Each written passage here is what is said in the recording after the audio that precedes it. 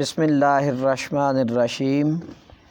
عزیز طلباء، گلستان سعدی کی آج ہم 11ویں حکایت پڑھنے کی سعادت حاصل کر رہے ہیں۔ اس حکایت کا مقصد یہ ہے کہ درویش کو ساتھیوں کی نصیحت سے منہ نہیں موڑنا چاہیے۔ ساتھی جو نصیحت فرمائیں اس کو مان لینا چاہیے، اس پہ عمل کرنا چاہیے۔ شب در بیان مکہ، مکے کے جنگل میں ایک رات، از بے خوابی، نہ سونے کی وجہ سے، پائے رفتنم بے ماند، میرے پاؤں جو ہیں وہ چلنے سے عاجز آ گئے۔ ایک رات مکے کے جنگل میں نہ سونے کی وجہ سے، پائے رفتنم بے ماند، میرے پاؤں جو ہیں وہ چلنے سے عاجز آ گئے۔ سر بے نہادم، میں نے سر رکھ دیا، و شتر باں را گفتم، اونٹ کی مہار پکڑنے والے کو میں نے کہا، دست از من بیدار، تو مجھ سے اپنا ہاتھ اٹھا لے، تو مجھ سے یعنی مجھے تھوڑی دیر کے لیے آرام کرنے دے۔ قطع پائے مسکین پیادہ چند رود، کز تحمل ستوہ شد بختی، پائے میں نہ پاؤں، مسکین میں نہ غریب، پیادہ میں نہ پیدل چلنے والا، چند رود کب تک چلے گا، کز تحمل بوجھ اٹھانے سے، ستوہ شد عاجز ہوا، بختی میں نہ اونٹ۔ بختی وہ اونٹ ہے جس کی دو کوہانیں ہوتی ہیں، یہ طاقتور اونٹ ہوتا ہے، اس لیے اس کا ذکر کیا گیا۔ پائے مسکین پیادہ چند رود، پیدل چلنے والے غریب کا پاؤں کب تک چلے گا، کز تحمل ستوہ شد بختی، بوجھ اٹھانے سے بختی اونٹ جو ہے وہ عاجز آ گیا۔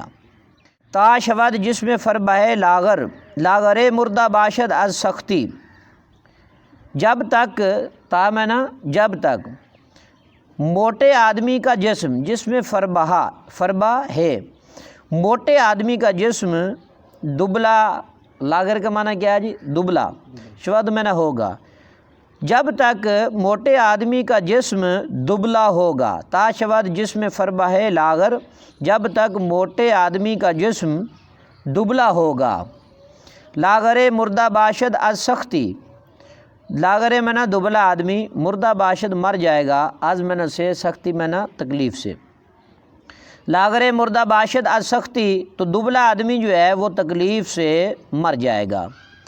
گفت اے برادر، اب اس شتربان نے کہا، اے برادر، اے بھائی، حرم در پیش است، حرم سامنے ہے، حرم یعنی بیت اللہ شریف جو ہے وہ سامنے ہے، وہ حرامی از پس، جو چور ڈاکو ہیں، رہزن جو ہیں وہ پیٹھ کے پیچھے ہیں، وہ ہمارے پیچھے ہیں، لیکن بیت اللہ شریف سامنے موجود ہے۔